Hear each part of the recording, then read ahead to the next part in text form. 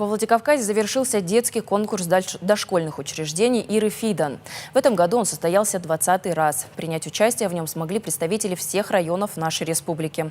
Конкурс проводился по нескольким номинациям: стихотворение, инсценировка, рисунок. Всего было представлено 20 номеров. В состав жюри вошли педагог Северо-Осетинского института повышения квалификации Татьяна Валиева, руководитель городского 33-го детского сада Заира Бестаева и специалист по изобразительному искусству Ольга Гуценаева, а также другие.